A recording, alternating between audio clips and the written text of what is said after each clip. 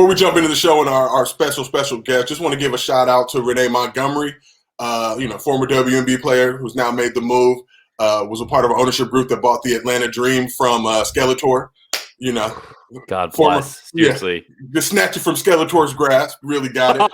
But Renee's been out here. If you don't know, Renee took last season off to focus on, social justice initiatives and just to really be out there grinding. So somebody I truly, really respect. We got the chance to connect on social just to see the way she's moved. She got a pod now that's hitting. She's really out here getting it. So we want to, on behalf of Buckets, on behalf of the whole crew, last day of Black History Month, Martin Luther King had a dream, and now Renee has one. She bought the dream. So we're out here getting it. Well Shout out to you. Shout out to you, Renee. We're rolling. And, wishing you best of luck with that. First former player to be an owner and executive. So, when we talk about the lack of diversity in some of these different spaces, she's out there really getting it. Shout out to LeBron, too, kind of put the bird call out right after the Capitol insurrection. Like, who wants to go ahead and cop this with me? Renee jumped up with us like, yo, let's get it. And here we are. But, now let's get into, the show. We got a special guest, Zach. Special, a legend. This is a dude I really, honestly, we kind of connected probably like a year and a half ago, but have seen his work, was always a big fan, was like, yo, this is one of the burgeoning legends. So he's a burgeoning social media savant. You've seen him dominating the TL on NBA Twitter. He was at Whistle Sports and Brother HQ, but Wave came through with the offer. Let's go. Brought the legend in. Brought the legend. So let's bring him in. I know him as Jacolby Hart. That's the full government. If you got to sign some paperwork or whatever. Y'all call him call. Lakers Twitter, stand up. We got the legend here. What's up with you? Hey, man. Thanks for having me on with my coworkers now. My coworkers. Yes, sir. Good to be here. Yes, sir. It's Lakers good to have Twitter you, man. Legend, man. But Cole, a lot of people don't know you're based in Cleveland. So tell me a little bit where the Lakers love came from and how you became one of the most dominant forces in the Laker Twitter sphere. So Lakers love came from where it comes from most people my age. So I'm like 26. So Kobe Bryant. Okay.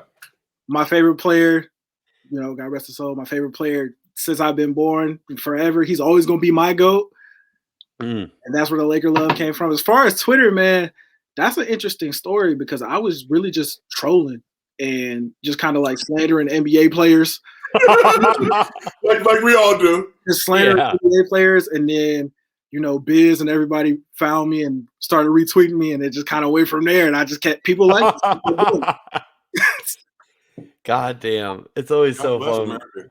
And now you're on the Wave squad. You're going to be doing a lot of stuff on the basketball side, joining fellow, Black legends, Zach. They came out I told you before the show started, but they dropped the Tyler Tynes, who works at the Ringer, I believe, dropped a poll today, like who's the best Black creative. I started making the list. I had like 30 people on there. It was way too many. I didn't want to leave somebody out and get a DM, get somebody, denying me a bag or some shit. But Zach, you made the list. You were on there with the likes of Cole, with the likes of Trevor Trout, with the likes of LeJethro, Kim Merrill, Hawk, Jones on the NBA, all Dr. Me, Big Watts, just the whole crew, Master Taz. I had a whole thing on Jasmine L. Watkins. I just had a whole thing going, but I was like, damn, I'm forgetting a name. I kept forgetting a name and adding it, but it's over the character limit, so I didn't post it.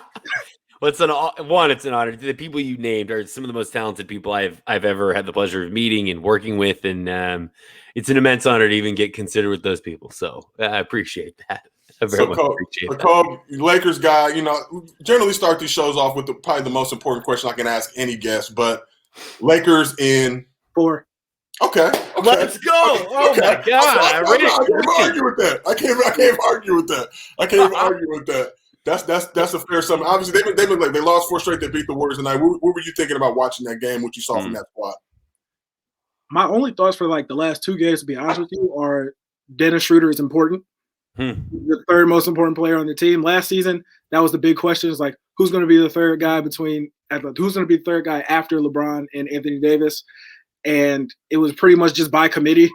Whoever was hot that day. Sometimes it was Alex Caruso. Sometimes it was Kuz. During the playoffs, it was Rondo all the time. Yeah. Oh my God, Rondo was so good. It's Dennis Schroeder every night. They need him. Especially right now with no AD.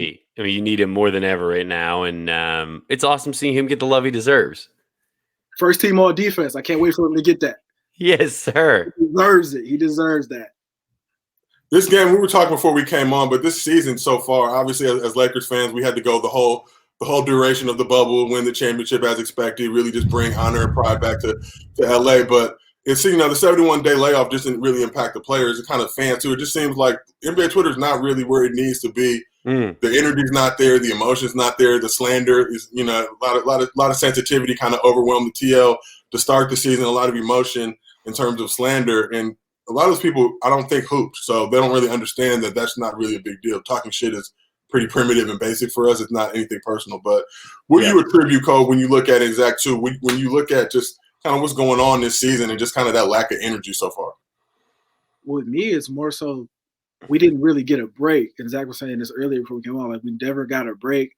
Like, we didn't have the off season. We didn't even have, like, summer league where the rookies get in and we get to be, like, irrationally excited about guys who may or may not even play on the team. We didn't get to, like, take a break and then enjoy other sports and then come back, or, like, we didn't get any of that. We just kind of ran right into the next season. And now everybody's just – I feel like everybody involved in basketball is bored right now. When you also mentioned before we hopped on here, just the shortened free agency season. So it felt like that didn't even happen. It just was this like blank. And then all of a sudden it's like games are starting again.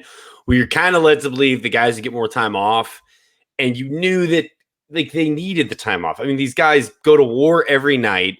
It's wrong to expect them to just bounce back 60 days later. I mean, it's just a ton of fatigue on the body. And like, I also think for some of these guys, the atmospheres in some of the arenas is starting to kind of be a little bit like it's one thing to get up for the bubble, which was incredible. These guys with no one in the gym were able to get up and make it fun and try their hardest. But like random ass night in, Milwaukee, Indiana, whatever, where the fans aren't talking shit and you kind of just like got to go out there and drum up your own energy. I can't imagine it. And I think it's it's showing a little bit this year that I think they missed some of those interactions.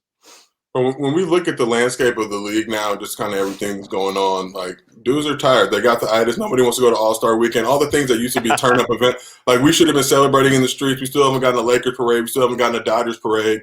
We just have parades that we need to really take care of. And the city of LA is back on top. And for me, it feels like we always get kind of the bad rap as being like soft or like, oh, people on the West Coast are soft or whatever it may be. But literally, we're pandemic-proof out here getting it. Dominating in the midst of pandemics, really coming through, getting the flares out.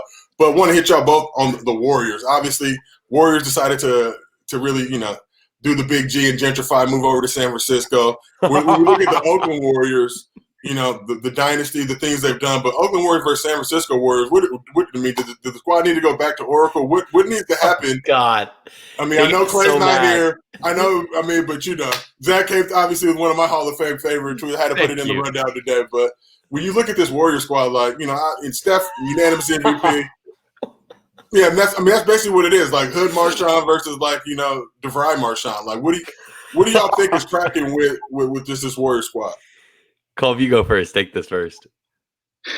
They're just not the same Warriors team anymore. And like they were dominating the league for what, 4 years, 5 years straight, killing everybody, and now they're just another team. We don't care about. Oh God! It's just another team that we don't care about. All the Warriors fans took their Lakers jerseys out of the closet and they're wearing Lakers. I haven't seen a lot of Warriors fans on the timeline lately. I'm just saying, No, it's interesting because when the Lakers were asked, the Lakers fans were on the 6 years of just boo boo. The Lakers fans were on the timeline. But what you got, Zach? I don't get it. Like the way they turned their back on that original fan base is so fucked up to me. Like I know so many people that are in San Francisco that are just not true Warriors fans that are, have adopted the team since like moving there after college. And, they wear their Patagonia vest and show up at the stadium and are, acting like they understood basketball well before the year 2014. And, I don't know. It bugs me and it sucks. And they were so mad when I made that meme that that this was the person that was pointing that out to them. And it is what it is. But yeah. And our buddy LeBron James took him straight the other day. Who is it? Zlatan. Zlatan Ibrahimovic. I like Caucasian sports, but when it gets to elaborate Caucasian name pronunciation, that's where I draw the line. Ibrahimovic, I remember him from back. He's the tall dude with the headers back in the day. Yeah. But tried to come at LeBron, basically told him essentially shut up and dribble. During Black History Month, LeBron Raymond James Sr., everything the man's done. Cole, when you hear and you see those type of things being said about LeBron, how does that make you feel? What was your reaction when you saw that hit the headlines? my initial reaction was Zlatan needs to shut the hell up. Like, LeBron has a platform, and as an African-American male in America with a big platform and an opportunity to change things, I feel like LeBron should use that to try to make as much positive change, especially in our community, as he can. Yeah. And Zlatan is white. I don't care how elaborate his name is. You shouldn't speak on anything that's going on with us. You don't know what we go through over here in America and even across the world. So that black man can do whatever he wants with his platform. And I, for one, am happy that he's speaking up and using it to do positive things. Yeah. Zach, honorary light skinned. I mean, how do you respond to this? You have tons of love in the black community, so yeah. No, I mean, one, shut the fuck up, Zlatan. Like, exactly what you're saying. Like, what do you know? What could you possibly understand that LeBron went through? It pales in comparison to how Zlatan's life, was. I don't really care how whatever he went through. It pales in comparison to what LeBron's been through. And I just this struck me like Zlatan is very much on the back nine of his career, like on hole 17 of 18. It's like, why are you doing this? Shut up. Like, you've never moved the needle with anything politically or important. This is a player that has played his entire career solely centered around himself and only himself. And it's like, dude, you couldn't possibly be further from someone who's dedicated their lives to their community and the people around them. Why are you even weighing in on this? So there you go. There we go. I mean, Zach came through again. Last day of Black History Month. I would have expected nothing less, but let's keep this ship rolling. Now I know we're all Kobe obviously Cleveland, but still Lakers, LA, West Coast based. But there's a team on the East Coast that's really out there getting their flares out. The New York Knickerbockers. Fans went ham yesterday after they went 500. Today they beat the Pistons. They have a winning record, 4th seed in the East. The Knicks got a winning record. Have you ever seen a fan base do something like this to celebrate mediocrity? I love this. You know what? I'm happy for Knicks fans, man. No fan base has suffered more than New York Knicks fans. No fan. They deserve to celebrate mediocrity and be in one game over 500 and probably going to get destroyed by whoever they play the playoffs in the East. And that is okay because they're going to make it, and that's the only thing that matters. I personally have positioned myself in such a wonderful way with this because during the NBA draft with a former employer, I tweeted out the Knicks are back after they selected Obi Toppin. And I was like half joking. I love Obi Toppin in college. I thought he's awesome. And I was like, what a fun pick. And everyone was like, shut up. Like, they're going to be awful again. This is terrible, whatever. And my friend that's a Knicks fan texted me like, why would you say this? Like, delete this. You're an idiot. So I have had the giant privilege of being able to say to him at every turn this season, when are you going to apologize to me? Just because they're winning now. They could make the playoffs. Look how right I was. Knicks are back. So they have it. Look, as much as Knicks fans have dealt with slander, like, as a former Clippers fan, I understand. I feel their pain. They've been living in this where they think they're the shit. But the real question is, they're flexing their chest. We got a lot of Knicks fans that we know. We love them. Shout out to the Kid Mero. Shout out to the rest of the Knicks hive out there. But do the Knicks run New York? That is the question we need to know.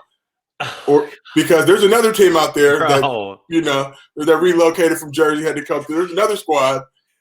But do we feel like the Knicks are the New York team that we fear the most going into? Oh. I can't even say it with a straight face.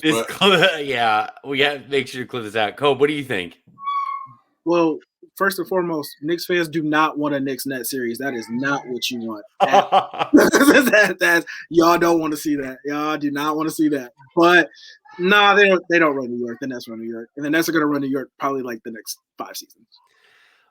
It bums me out. I think, at the end of the day, there's still probably more Knicks fans out there, but when it comes time to step on the court, it matters who's on the court, and you're not probably going to beat KD, Kyrie, and Harden with, Obi Toppin in the rest of that squad. So it's the Knicks still run New York, but the Nets are going to win those series, and God, please don't make it. Because I remember being a Laker fan and being like, please don't make us play the Clippers. And then the Clippers fucked up, fell out of it. And now I'm like, oh boy, it's going to be way uglier for Knicks fans if that happens. Sorry, I have some technical difficulties with the children running in and out of Bro, the kitchen. You're good. I'm relocated, but let's shift coast. Obviously, Knicks fans are funny. People in New York in general, they think that for some reason New York is like the place everybody wants to be. I'm not rolling with any spot where you throw your trash on the streets. You got rats everywhere. Your cribs are so small that you can't even live in them, so you have to be on the streets all the time doing shit. Come to LA, we don't operate like that. But other LA team, the Clippers, Pandemic P was trending on Twitter. You know, one of my favorite nicknames to come out of the bubble, along with what was it, A Disney and Lemicky and all the goodness that came through. But yeah. When you look at this Clippers squad, as a Lakers fan last year, I feel like there was maybe some fear or concern about having to see these dudes in the playoffs. Is there any fear whatsoever about dealing with Kawhi and PG and that crew? No, not even a little bit. I will never fear a team that is depending on Paul George to come through in the playoffs for them to be successful. I will never be worried about that team. I've tried to tell people fall for this every single year, bro. Yeah. They fall for like the Paul George regular season. Oh, he's playing well. Oh, he's hooping. He just dropped 40 points. He's going to choke when they need him to come through. He has done it since he has been in Indiana. He's never going to come through for you. You know. This is a pattern of – this is literally insanity. This is a pattern of behavior that has been going on for almost a decade now. He's never going to come through for you. It's not going to happen. I'm just excited because this is going to be one of these moments where they ask him something in like the next few weeks, and he's going to give us some soundbite that we can then retread back out when they get eliminated in the Western Conference Finals or whatever it is. I'm very excited because he's going to say something that we're like, oh, we remember when you're like, we'll figure it out in the playoffs, and you didn't, and so I look forward to that. Didn't he claim like MVP season? Everybody was like, what do you know? That never – He never like MVP level, but no, the MVP is the MVP level. But yeah, we're not going to devote too much time to the Clippers. I've been trying to just keep it very cordial. I know everybody in LA is going through the pandemic still, just showing some love and respect, for my former squad. Obviously, I'm LeBron James first and foremost. Everybody knows that I have no problem with it. If you have one, pull up, we can fight. But something that Zach, you posted last week about your favorite concert, and we were kind of going back down memory lane, but wanted to hit y'all both. Cole, starting with you first. When you think back, sporting events you've been to your life, what's your favorite live sports event that you've been at? Favorite live sporting event definitely has to be Baker Mayfield's rookie season with the Cleveland Browns. I was at the game where they played the New York Jets, and Tyrod Taylor was the starting quarterback, and he gets hurt, and then Baker comes in, and they come back and they beat the Jets. That was like the first game that's the first game that he got in. Okay. Being in First Energy Stadium when he got there, that was like people were jumping up and down, like screaming. There was like this old white lady, had to be like 65, behind me, like jumping up and down, like, yeah, Baker, yeah. And I was like, okay, yeah, sure, okay. And that was fun. Zach? I'm very lucky, and I have this moment, and when I was in college, I was lucky enough to get to work the Super Bowl where the Seahawks played the Patriots. I'm a Seahawks fan, lifelong Seahawks fan.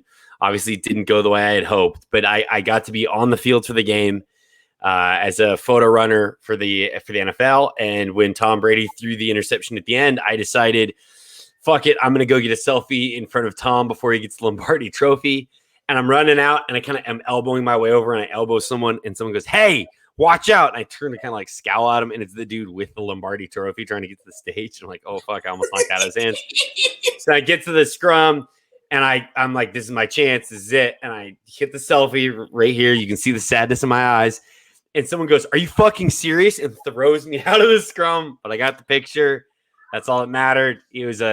It's a once-in-a-lifetime experience, and I'll always be grateful for it. Shout out to Carmen Dukes and the legends of the NFL for that. So, Zach, we both worked in the NFL. I did a few Super Bowls in my day. I was at the Steelers-Cardinals game working in the truck, but managed to sneak into the game with Vin Diesel and Michelle Rodriguez, and that whole crew had this crazy literally snuck in the game with them, because I had a credential, wasn't good enough to get inside, but I just walked in with them, kind of kept the head down, didn't say much.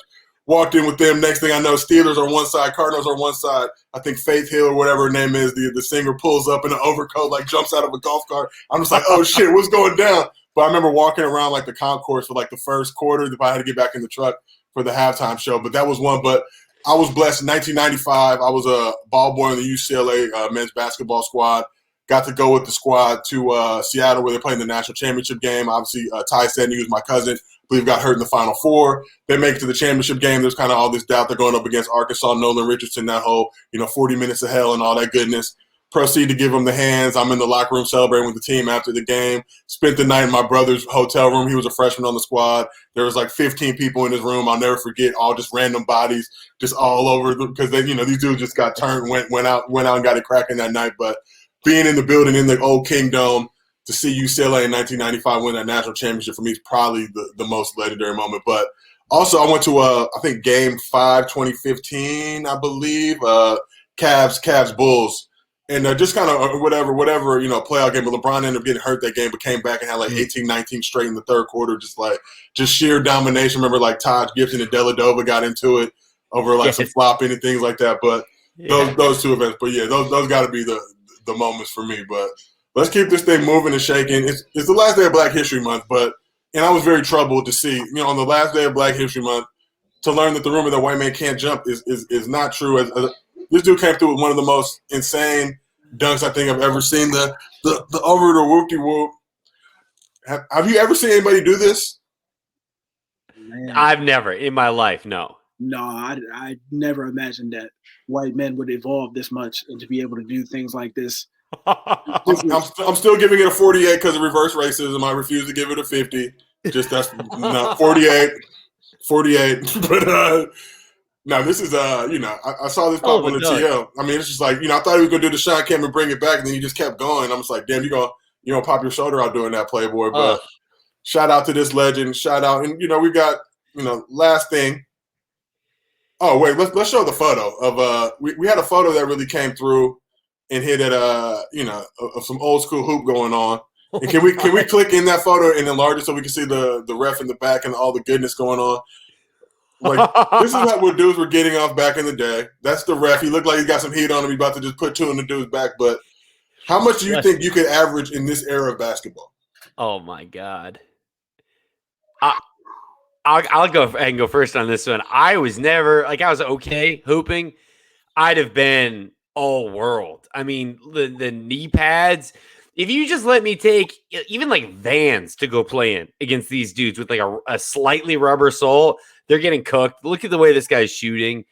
I'm swatting everything. I'm taking everything. They're going to basically call me a witch by the end because of the way I'm dribbling. And he looks like Deadlift Shrimp, the dude at the free throw line. Yeah. Am I tripping? That. Yeah, no. He looks a lot like Deadlift. But, I probably averaged, 35, 15 assists, at least 15 rebounds. I mean, please. Cole, what you putting up? That they look like they took that photo at a time when they definitely wouldn't allow me to be on the court. I'd probably end up averaging 0, 0, and 0 because you're not in the game. You're in the peanut gallery. If y'all want to know where the term peanut gallery came from, that's where you'd have been out watching this shit, getting but I wonder what it was like, though, for black people in those days to look at, like, trash, like, inferior white hoopers. Not saying every white hooper was. You got Larry Bird. You got high-level hoopers. But, like inferior dudes you could give buckets to, like, this dude's league. Like, this dude gets to play for that version of the Lakers or whatever back in those days. My God. That's racism. That hurts, okay? That has to sting. But I could give this dude 50, and I got to sit in. I can't even sit.